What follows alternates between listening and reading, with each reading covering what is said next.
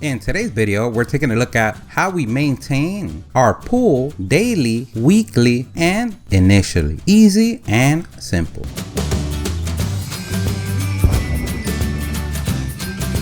This is so easy, anyone could do. Everything that we use on the video, we're gonna leave a link on the description. And today, we're gonna show you how we maintain our pool. In no way, shape, or form, we're pool pros, but this is what has worked for us for the last couple of years. We're not gonna show exact numbers because everybody's pool is different, but we're gonna show you the things that we use and how we maintain our pool, and hope that this can help anyone. Now that we got the disclaimer out the way, let's step back in to our Master of the Universe suit and show you how you could become one as well. So in our area, we've been having a lot of rain. So we opened the pool late this year, which is around the beginning of June. Usually we open it at the end of May. So today is a glorious day for the pets to come and play.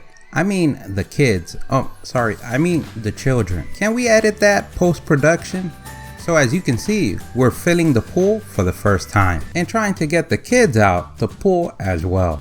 We currently have a Summer Waves Elite 16x48 with its original filter. For us, it has worked well. We've noticed that a daily and a weekly routine keeps the pool clean. If the filter pump ever goes bad, then we might upgrade to a sand filter. But till now, it's been holding its own just like Rambo. The first thing that we do after we set up the pool and start adding water is angle the water outlet. And this is where the water comes out after it's filtered. And we angle it to a 220-degree angle, or how we like to say it here at the StatUpBox team, point it down and then a little bit to the left. And what this creates is movement around the pool. So the water goes to the left side and then comes all the way around to the right side and comes back on the filter. Because leaving it upward straight, we've noticed that it pushes away the debris that's trying to come in to the filter.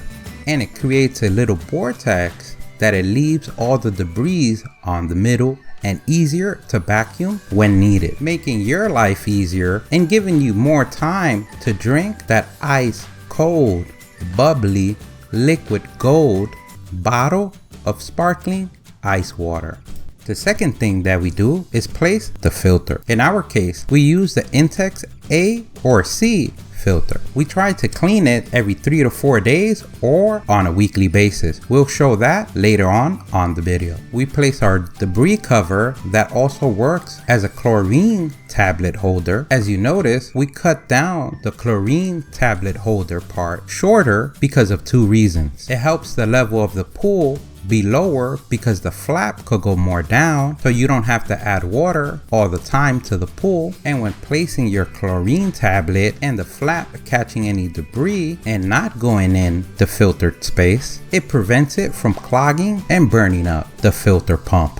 The third thing that we do is add our chlorine tablets. And we like to do this meanwhile the pool is filling. And for that, we have floaters. As you can see, we have the the flamingo, and to the right, we have the almighty shark. And you can guess who that is. And what we usually do is just add one to one of them. Unless we're really low, then we use both. But we always have them floating on the pool anyhow. And we like to tie them to the pole of the pool because of the circulation that happens because of the way that we position the outlet of the water. It sends chlorine all around the pool. But when we're in the pool, then we just let them loose. Who says floaters can't have fun? We only add one tablet at a time unless it gets all the way down to 1/4 of the size. Then we add a second one. Depending on the chlorine needs, we would open the little vents on the bottom. Because we're starting now, we're gonna have them open all the way. But when all the levels are normal, we usually have them halfway. We place a second chlorine tablet on the pump filter, and we only do this when we're starting the pool for the first time, or if we notice that the chlorine levels are real low and we need to bring it up real fast. Doing it this way, you'll notice the chlorine tablet will dissolve faster. And not only you'll see your skin itch if you go over, but your wallet will hurt as well.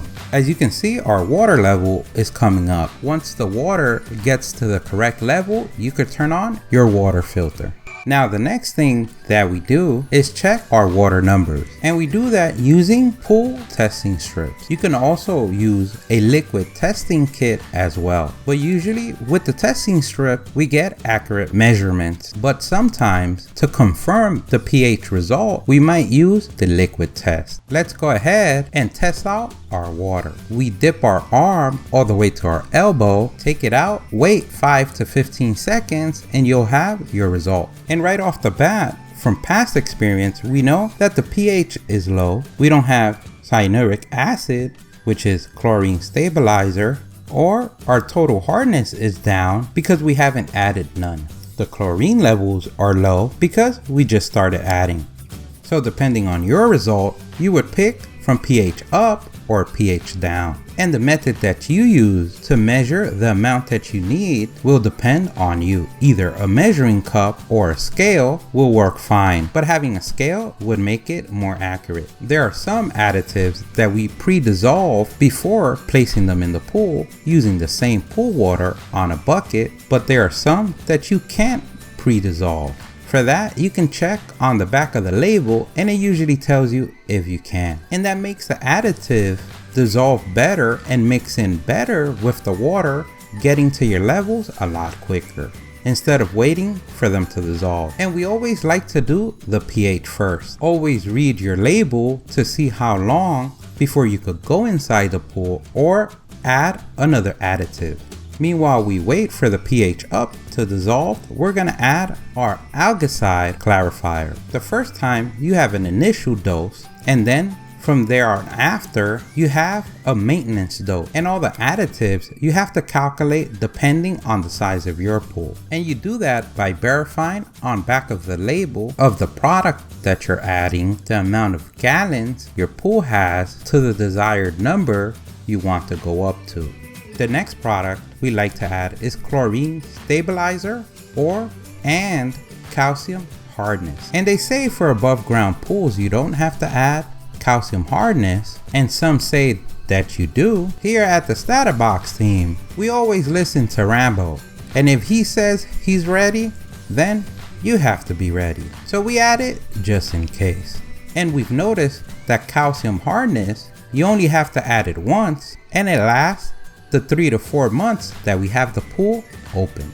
And yes, that does mean we remove the pool every year and then we open the inflatable jacuzzi. But I guess that would be on another video where you and me will be having an ice cold, bubbly and delicious bottle of water.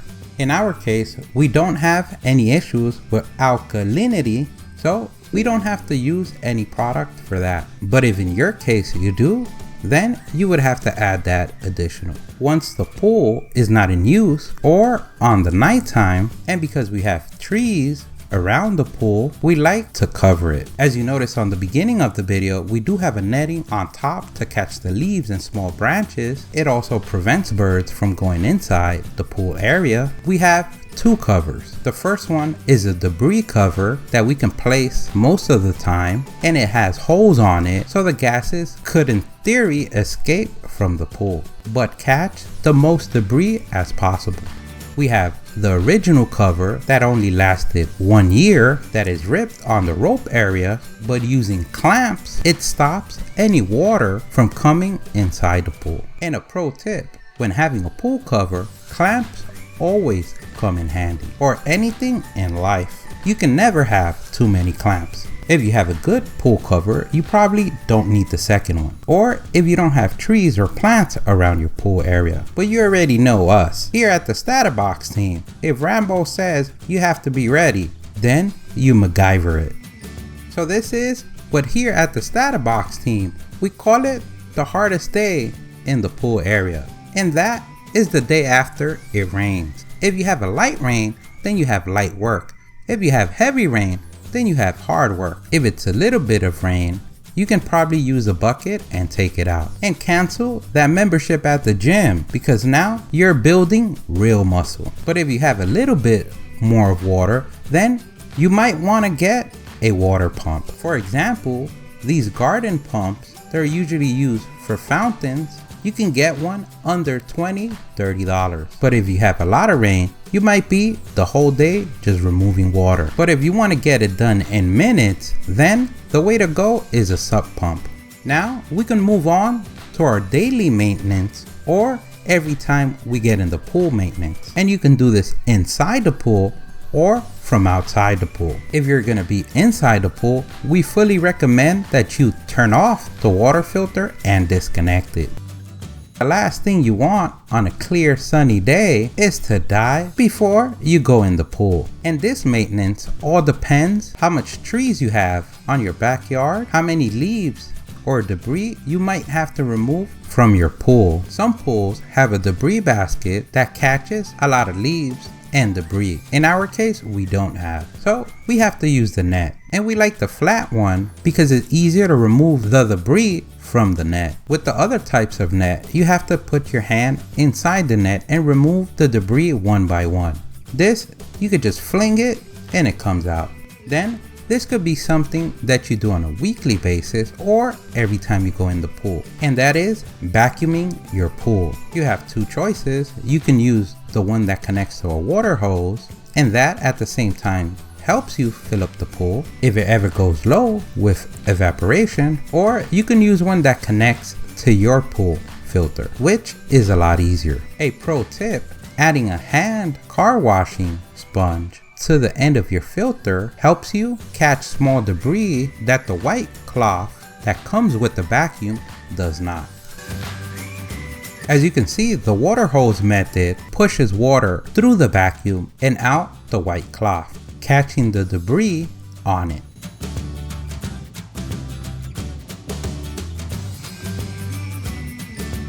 But by far, an easier method is the one that connects directly to your pump filter inlet. The Summer Waves pool does not come with an inlet, so you have to buy a separate adapter. And to connect the hose to the adapter or the hose to the vacuum, you might need another adapter. In our case, we use a 1/4 rubber clamp adapter that comes together with the clamp and the rubber that you can find at your hardware store. And a pro tip: covering the clamps could avoid any unnecessary punctures on your pool. And going from a happy day to explaining to your family and kids why you don't have a pool no more. The first thing that we do, removing the flap, is connect the adapter to our pump filter housing on top, leaving the debris catcher in place. Then we submerge our vacuum on the water. We also want to place the vacuum hose on the pool as well. Then using the water filter outlet, we connect the hose there. And this is going to push any air on the hose out. We're going to see big bubbles coming out the vacuum. Once we see small little bubbles, then that means most of the air is out the hose. Now we're ready to connect it to our adapter. Now you're ready to clean away. And in our case, we use a telescoping pole that reaches to all sides of the pool from any other side. The size of pole that you use would be according to your pool size or the weight that you can handle. And we know that watching our videos, you've gotten stronger. I can see it in your eyes, Hulk. And this type of vacuum, compared to the other vacuum, your filter is the one that catches the debris instead of the white cloth. Another step that we use on our weekly maintenance is brushing the pool, and this is going to help avoid any buildup or any growth to accumulate on your pool floor or liner. We like to brush the floor plus the sides, and all this cleaning is going to make your filter work harder because you're picking up debris from the floor and also adding it with the vacuum. Then comes our next weekly maintenance, which is cleaning the filter. This is also going to prolong the life of your filter as well. And basically what you do is take your water hose, place it on the jet setting and wash it away. And start basically pressure washing your filter. And you're going to notice it's going to go back to almost new. Once you start seeing your filter does not clean as well as the first times, then it's time to replace. A great way to know if you need to clean your filter or replace it is always place your hand on the water filter outlet to verify the pressure of water that's coming out. So if you place your hand when the filter's clean, you'll see a lot of pressure. As the filter gets dirty, you're gonna see less pressure, and that's gonna be a sign of cleaning it or replacing it. And doing this weekly maintenance helps your filter work smoother and also having a cleaner pool. Always remember to check your levels, because this also helps to have a clear looking pool and a safe pool for your family and friends to go in. Our last maintenance, and this all depends on the use that you give your pool. If you give it a lot of use, you might have to shock it every week. If your levels are good, then you might only have to shock it every 2 weeks. In our case, sometimes we can go up to 3 weeks without shocking it. You may need to shock the pool after big parties, someone had an accident on the pool, big rain or storms, or having a total chlorine level way above normal. Always remember that your chlorine level has to go back to normal before you could jump in the pool after shocking. Reading the label is going to let you know how much pool shock you have to add to your particular pool. When shocking your pool, you don't want to place the cover because you want all those gases to evaporate. And the last thing that we use, but it's not part of a weekly or daily maintenance, is water clarifier. And this is something that you only use if you need to. But the most important thing is always having all your levels correct or adequate. And always remember, before going in your pool, you always want to have the levels correct. And this is a glimpse to our home, which you're now part of as well. You can pat yourself in the back for sticking to the end. Here at the StatUpBox team, we salute you. Don't forget, if you like the video, please give us a thumbs up. That really helps. If you have any questions, place them in the comment section below. Either someone at the StatUpBox team or someone in the YouTube community can help you out with an answer. Don't forget to subscribe, follow us on social media. Thank you for watching, and here's a link to our latest video.